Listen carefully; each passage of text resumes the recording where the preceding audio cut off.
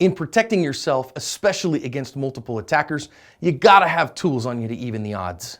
Want to take your knowledge beyond the narrated videos? Join us on Active Self-Protection Extra and subscribe for multiple videos every week to help you get better in your defensive skills. Hi everyone, this is John with today's Active Self-Protection lesson out of, you guessed it, Brazil.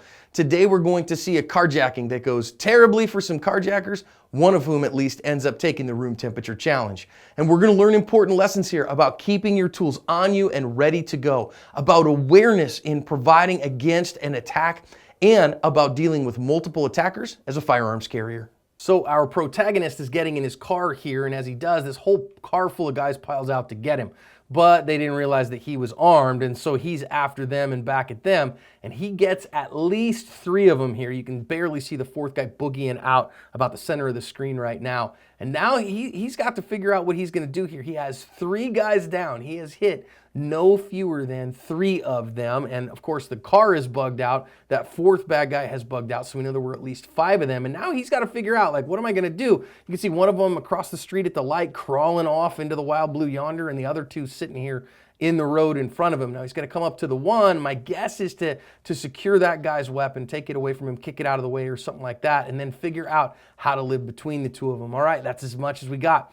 First of all, some lessons out of this one. First, you got to pay attention in transitional spaces like your car. When you are getting in and out of your car, it is a transitional space. This guy is paying some attention. You can see he's got his head up. And he's actually looking towards the traffic area. But at some point, you got to put your attention into the car, and that's what this guy does kind of at the worst moment. Can't blame him really for that. But he puts his attention into the car, and that's when our bad guys just roll up looking heavy. My guess is they were just looking for a crime of opportunity, and they see this guy getting into his car. He's it. Let's go.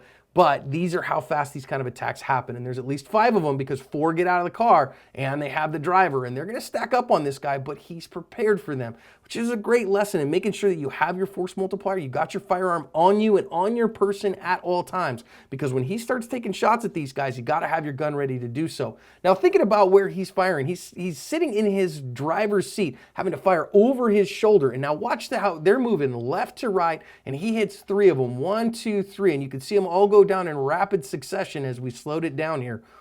As they were moving from left to right, hitting those moving targets, really, really significant once you've mastered the fundamentals of marksmanship. And to do so from a seated position where he's probably not, facing his targets, incredible marksmanship here. Now, we want to also think, as he's keeping going, you notice here that our bad guy across the street, you can just see him, he's really blurry right here, but when the action continues, you see him keep running. So you notice that our good guy has shot the 3 that were close to him because they were a deadly threat, but this guy's clearly in full retreat. And so the off-duty officer here doesn't shoot him, he just lets him go. He's not a threat, he is running off for his life, so let him go. Incredibly difficult shot anyways. And finally, we want to think about follow-up here. If you're not a police officer, you don't have to stay in this vicinity of these guys at all. You can boogie out of there, get on the phone with 911, get yourself to safety, and make sure that you're not in any increased danger, because his buddies could loop back around for them to come back and get him and put you in danger again.